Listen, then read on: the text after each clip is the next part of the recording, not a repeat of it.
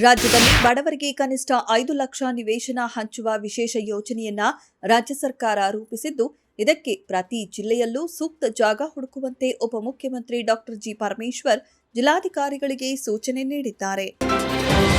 ಮೈಸೂರು ಜಿಲ್ಲೆಯಲ್ಲಿ 15,724 ಗೃಹಲಕ್ಷ್ಮಿ ಫಲಾನುಭವಿಗಳು ಮೃತರಾಗಿದ್ದು, ಅವರ ನಂತರ ಆ ಕುಟುಂಬಗಳಲ್ಲಿ ಅರ್ಹ ಫಲಾನುಭವಿಗಳಿದ್ದಲ್ಲಿ ಅವರಿಗೆ ಆರ್ಥಿಕ ನೆರವು ದೊರೆಯುವಂತೆ ಮಾಡಬೇಕು. ಇಲ್ಲವಾದಲ್ಲಿ ಸೌಲಭ್ಯ ತಡೆಹಿಡಿಯಬೇಕು ಎಂದು ಜಿಲ್ಲಾ ಗ್ಯಾರಂಟಿ ಯೋಜನೆಗಳ ಅನುಷ್ಠಾನ ಸಮಿತಿಯ ಅಧ್ಯಕ್ಷ ಎಸ್ ಅರುಣ್ ಕುಮಾರ್ ಅಧಿಕಾರಿಗಳಿಗೆ ಸೂಚಿಸಿದರು. ಭದ್ರಾ ಜಲಾಶಯದಿಂದ ಭದ್ರಾ ಮೇಲ್ದಂಡೆ ಯೋಜನೆಗೆ 3 ಟಿಎಂಸಿ ಅಡಿ ನೀರು ಹರಿಸುವ ನಿರ್ಧಾರವನ್ನ ಸರ್ಕಾರ ಕೂಡಲೇ ವಾಪಸ್ ಪಡೆಯಬೇಕು. ಭದ್ರಾ ಜಲಾಶಯದಿಂದ ಅಚ್ಚುಕಟ್ಟು ಪ್ರದೇಶಕ್ಕೆ ತಕ್ಷಣವೇ ನೀರು ಬಿಡುಗಡೆ ಮಾಡಬೇಕು ಎಂದು ದಾವಣಗೆರೆ ಜಿಲ್ಲೆ ಭಾರತೀಯ ರೈತ ಒಕ್ಕೂಟ ಆಗ್ರಹಿಸಿದೆ.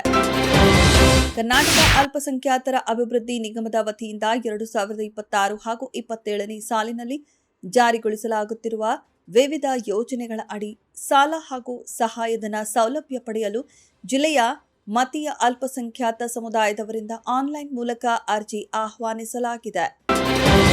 ದಕ್ಷಿಣ ಕೊರಿಯಾ ಮೂಲದ ಮೆಷಿನ್ ಟೂಲ್ಸ್ ತಯಾರಿಕಾ ದೈತ್ಯ ಕಂಪನಿ ಡಿಎನ್ ಸೊಲ್ಯೂಷನ್ಸ್ ನೂತನ ಉತ್ಪಾದನಾ ಮತ್ತು R&D ಘಟಕವನ್ನು ದೇವನಹಳ್ಳಿಯ ಕುಂದಾಣ ಕೈಗಾರಿಕಾ ಪ್ರದೇಶದಲ್ಲಿ ಪ್ರಾರಂಭಿಸಿದೆ.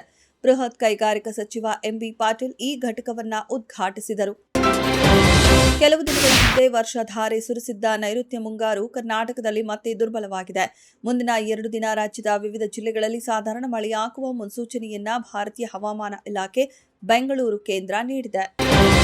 ತಮಿಳುನಾಡು ಮುಖ್ಯಮಂತ್ರಿ ಹಾಗೂ ತಮಿಳಿಗ ವೆಟ್ರಿ ಕಳಗಂ ಸಂಸ್ಥಾಪಕ ಸಿ ಜೋಸೆಫ್ ವಿಜಯ್ ಅವರು ದೇಶದ ಮುಂದಿನ ಪ್ರಧಾನಿಯಾಗಿ ಆಯ್ಕೆಯಾಗಬಹುದಾದ ನಾಯಕರ ಪಟ್ಟಿಯಲ್ಲಿ 3ನೇ ಸ್ಥಾನ ಪಡೆದಿದ್ದಾರೆ.